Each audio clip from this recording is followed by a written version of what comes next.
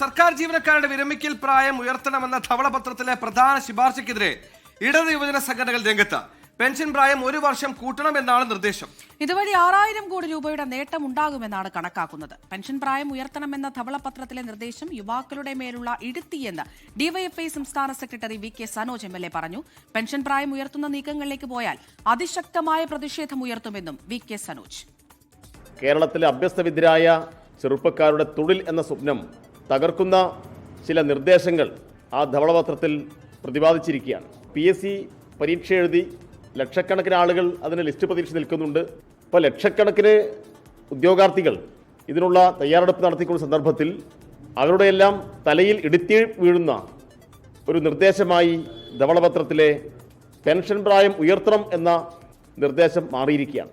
Pension പ്രായം ഉയർത്തിക്കൊണ്ടുള്ള തീരുമാനവുമായി ഈ government പോവുകയാണെങ്കിൽ അതിശക്തമായ യുവജന പ്രക്ഷോഭത്തിന് ഈ നാട് സാക്ഷ്യം വഹിക്കേണ്ടി വരും എന്നുള്ളതാണ്. വിരമിക്കൽ പ്രായം ഉയർത്താനുള്ള നീക്കം യുവജനങ്ങളോടുള്ള യുദ്ധപ്രഖ്യാപനമെന്ന് AYF ആരോപിച്ചു. ഷഫീദ് റാവുത്തർ തിരുവനന്തപുരത്ത് വിവരങ്ങളുമായി ചെന്നു. ഷഫീദ്, ഈ പറഞ്ഞതുപോലെ തന്നെ വലിയ പ്രത്യാഘാതങ്ങൾ ഉണ്ടാക്കാൻ പോകുന്ന നിർദ്ദേശമാണ്. പ്രത്യേകിച്ച് മത്സരാധിഷ്ഠിത ലോകത്ത് യുവാക്കൾ തൊഴിലിന് വേണ്ടി നെട്ടോട്ടമോടുന്ന കാലത്തിൽ പെൻഷൻ പ്രായത്തിന് പ്രത്യാഘാതമുണ്ട്. എങ്ങനെയാണ് ഇടത് സംഘടനകൾ ഇതിനെതിരെ പ്രതികരിക്കുന്നത്? ഈ നിർദ്ദേശവുമായി ബന്ധപ്പെട്ട് മുന്നോട്ട് പോകാനുള്ള സാധ്യത അത് എത്രത്തോളമാണ് സർക്കാരിന് മുമ്പിൽ?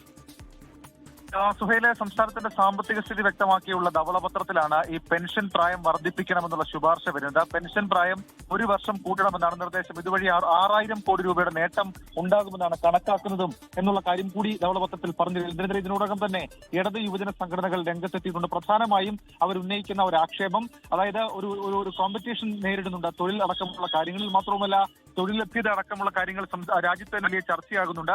ഇതിനിടയിൽ PSC പരീക്ഷ എഴുതി തൊഴിൽ കാത്തു നിൽക്കുന്ന ലക്ഷക്കണക്കിന് ആളുകളുള്ള ഒരു സ്ഥലത്ത് പെൻഷൻ പ്രായം ഉയർത്തണമെന്ന നിർദ്ദേശം അത് ഇടുത്തിയാണെന്നാണ് ഡിവൈഎഫ്ഐ സംസ്ഥാന സെക്രട്ടറി വി കെ സനോജ ഇന്ന് വ്യക്തമാക്കിയ കാര്യം. കൂടാതെ പെൻഷൻ പ്രായം ഉയർത്തുന്ന നീക്കങ്ങളിലേക്ക് പോയാൽ അതിശക്തമായ പ്രതിഷേധം ഉണ്ടാകും. മാത്രമല്ല, UDF അധികാരത്തിൽ വന്നപ്പോഴൊക്കെ യുവജന വിരുദ്ധ നിലപാട് എടുത്തിട്ടുണ്ട്.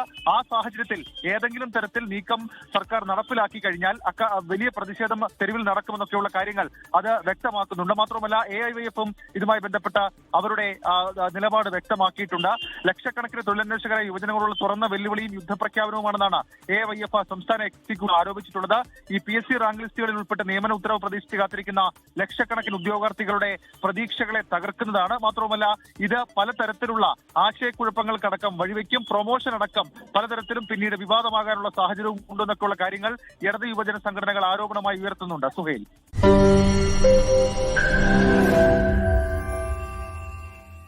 ലോകത്തെവിടെയായാലും ഏത് സമയത്തും 24 വാർത്തകളും ഓഗ്മെന്റഡ് റിയാലിറ്റി പാക്കേജുകളും എക്സ്പ്ലെയിനറുകളും വിശദമായി കാണാൻ ഞങ്ങളുടെ YouTube ചാനൽ നിങ്ങൾക്ക് സബ്സ്ക്രൈബ് ചെയ്യാം.